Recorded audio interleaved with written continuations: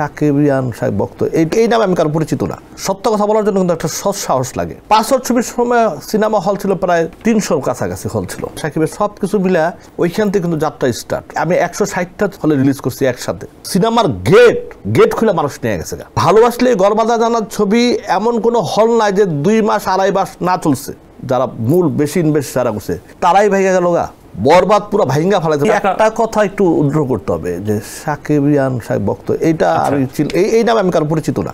এই নামে কারণ বক্তরা আমি পরিচিত। আমি দর্শক হিসাবে এমন তো বক্ত দর্শক আমারও আছে, সবারই আছে। ইন্ডাস্ট্রি এমন কোনো ব্যক্তির নাই, সবার আছে। হ্যাঁ, তো কেউ একটু কম, কেউ একটু বেশি, কিন্তু এই শব্দটার সাথে আমি মানে খুব অ্যাডজাস্ট করতে পারতেছি না।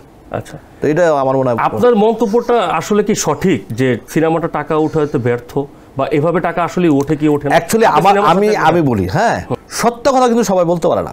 সত্য কথা বলার জন্য কিন্তু একটা সৎ সাহস লাগে, এবং এটাকে অনেকে এই আমাদের বর্তমানে যে পরিস্থিতিটা চলতেছে এখানে সত্য কথা অনেকে মানুষের ভিতরে রেখে দেয়, বলতে পারে না।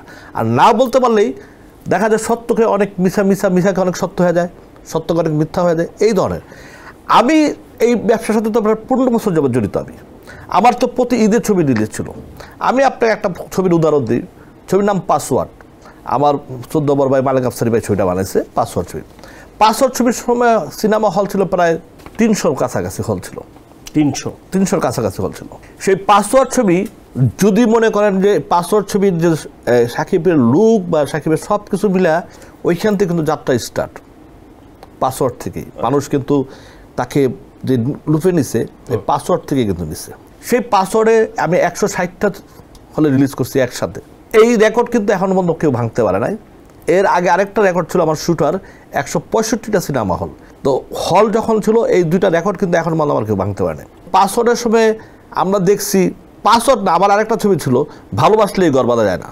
এটা আমি অত ওইভাবে জড়িত ছিলাম না, বাট আমি অল্প টাকা দিয়ে আমি এখানে পার্টনারে ছিলাম। যেটা আমি আমার ইন্ডাস্ট্রিতে প্রথম আসার যেটা আমার, সেইখানে দেখছি যে সিনেমার খুলনা শঙ্কর নাকি সিনেমা একটা আছে, গেট খুলে মানুষ নিয়ে গেছে। মানে ভালোবাসলে গড়বাঁধা জানার ছবি এমন কোনো হল নাই যে 2 মাস 2.5 মাস না চলছে। সেখানে তখন হলের সংখ্যা ছিল 400-র কাছাকাছি। তখন সিনেপ্লেক্স সংখ্যাটা খুব কম ছিল, এই 4-5টা সিনেপ্লেক্স ছিল। তখনই ভালোবাসলে গড়বাঁধা জানার প্রডিউসার, মানে যারা আমাদের সাথে যারা পার্টনার ছিল, মানে আমি তো খুব কম ইয়েতে ছিলাম, যারা মূল বেশি ইনভেস্ট যারা করছে তারাই ভেঙে গেল গা। কারণটা কি? কারণটা হলো আপনাকে হল থেকে দিচ্ছে কত। আপনার যদি 200 টাকার টিকিট বিক্রি হয়, হলে তো আর 200 টিকিট না, 100 টাকা 150 টাকা বিক্রি হয়। আপনার সর্বোচ্চ পাচ্ছেন 30 থেকে 35 টাকা। 100 টাকার টিকিট বিক্রি হলে সর্বোচ্চ 30 থেকে 35 টাকা টিকিট পেয়েছেন। এখন আপনি ওইখানে 400-500 সিট আছে মনে করেন সিনেমা হলের ভিতরে। 500 সিটে 100 করে টিকিট বেচলে কয় হাজার টাকা বিক্রি হয়? 200 করে টিকিট বিক্রি করলে 500 সিটে কত টাকা আসছে? 200 করে টিকিট, হ্যাঁ ধরছেন। হ্যাঁ, তো সেখানে আপনি 30 টাকা করে আপনি কত পাচ্ছেন? 3000 টাকার মতো আপনি পাচ্ছেন। যদি 10,000 টাকা আপনার টিকিট সেল হয়, আপনি 30% আপনি 3000 টাকার মতো পাচ্ছেন। 3000 টাকার মতো। হ্যাঁ, সারাদিনে মনে করেন শো চললো আপনার মনে করেন 5টা, ঠিক আছে? 5 দিন কত? 3 বছর 15 দিন দিয়ে আপনি একটা হলের থেকে পান, তাহলে আপনি 20 দিনে একটা হল থেকে কত পাইতেছেন? তা তো খুবই জটিল হিসাব। হ্যাঁ, এগুলো তো মানুষ বুঝে না। মানুষ তো, আমিও দেখতেছি বরবাদ পুরো ভাইঙ্গা ফেলাইছে। বরবাদ কেন, অন্য তুফান বহু ছবি পুরো সিনেপ্লেক্স তারপর ইয়াতে সব ভেঙে ফেলতেছে। এত কম টাকা, হ্যাঁ, এত কম টাকা। এই জন্যই আমাদের বাংলাদেশে এখন মার্কেট আছে 3 কোটি টাকার সর্বোচ্চ। সেই ছবি সুপার ডুপার হিট হয়, 3 কোটি টাকার মার্কেট আছে। আর ওটিটিতে হয়তো 1-1.5 কোটি টাকা। এখন যদি সাকিবের আর্টিস্ট থাকে তাহলে 1-1.5 কোটি টাকা ওটিটিতে দেয়, ঠিক আছে? আর অন্য আর্টিস্ট হলে 40 লাখ 50 লাখ 30 লাখ এইভাবে দেয়, ঠিক আছে?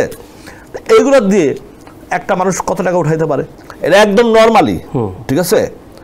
যেই জন্য আমরা এখন কি, আমরা অ্যাকচুয়ালি আমরা যেন প্রডিউসারদের ফিডিং মারতে পারি ভালো, যে আপনি কিছু দেখবেন কিছু ডিরেক্টর আছে, হ্যাঁ, কিছু আর্টিস্ট আছে, হ্যাঁ, কিছু নায়ক আছে, কিছু নায়িকা আছে। এরা কী করে একটা মক্কেল ফিট করে ফেলে, আচ্ছা, প্রডিউসারের মধ্যে, যাদের টাকা পয়সা সব কিছু ফিট করে রাতের দিনে তাদের এমন স্বপ্ন দেখায় যে এই ছবি রিলিজ হলে আপনি মনে করেন 100 কোটি টাকার মালিক হয়ে গেলেন। আমি এমনও দেখছি কাকরাইলের ছবি রিলিজ করছে, ব্যাগ নিয়ে আসে, টাকা নিয়ে যাবে, উল্টা তাকে ভাড়া দিতে হয়েছে আমাদের। সে টাকা নিয়ে যাবে তো দূরের কথা, তার কাছে ভাড়াটাই নেই। আচ্ছা, হ্যাঁ। তো এইভাবে করতে করতে আমাদের প্রডিউসারগুলো হারায় গেছে।